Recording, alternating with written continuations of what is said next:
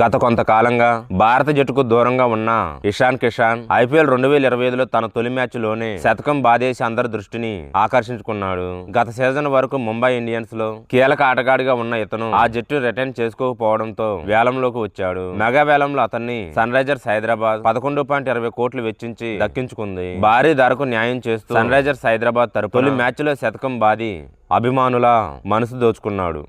ఈ వీడియోను చూసే ముందు చిన్న రిక్వెస్ట్ అండి, వీడియోను లైక్ చేసి మీ సపోర్ట్ ని తెలియజేయండి. మొదటిసారి మన ఛానల్ ను చూస్తున్నట్లయితే సబ్స్క్రైబ్ చేసుకుని పక్కనే ఉన్న బెల్ ఐకాన్ ని ఆన్ చేసుకోండి. రాజస్థాన్ తో జరిగిన మ్యాచ్ లో ఇషాన్ 47 బంతుల్లో 11 ఫోర్లు 6 సిక్స్లతో 106 రన్స్ తో ఉప్పెనలా విరుచుకుపడ్డాడు.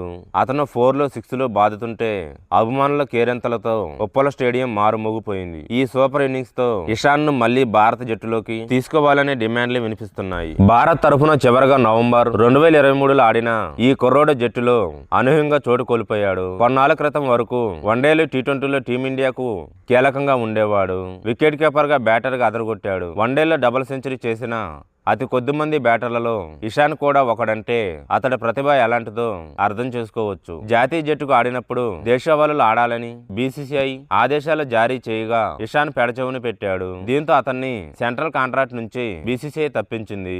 దీంతో 2024లో ఇషాన్ ఐపీఎల్లోనే ఆడాడు. తర్వాత వెనకదగ్గిన కిషాన్ దేశవాళీ క్రికెట్ ఆడాడు. బుచ్చిబాబు టోర్నీలో మెరుగైన ప్రదర్శన చేశాడు. దీంతో దులీప్ ట్రోఫీలోనూ చోటు దక్కించుకున్నాడు.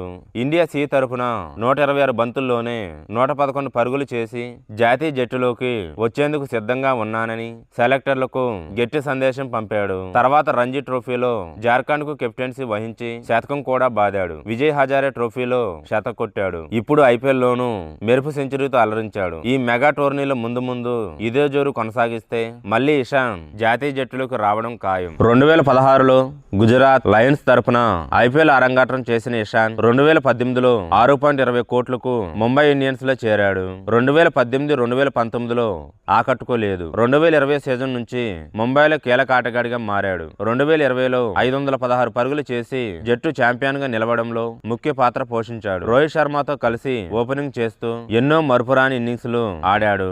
జట్టు కష్టాల్లో ఉన్నప్పుడు ధనాధన్ ఆట తీరుతో ఆదుకున్న సందర్భాలు ఉన్నాయి. ప్రతి సీజన్ లో నిలకడగా ఆడటంతో ముంబై అతని పారితోషికాన్ని కూడా భారీగా పెంచింది. 2022 నుంచి 2024 వరకు ఒక్కో ఏడాదికి 15.25 కోట్లు అందుకున్నాడు. ముంబై ఇండియన్స్ లో ఓ వెలుగున ఇషాన్ సన్ రైజర్స్ లోనూ అదే స్థాయిలో రాణించేలా తొలి మ్యాచ్ లో రఫ్ ఆడించాడు.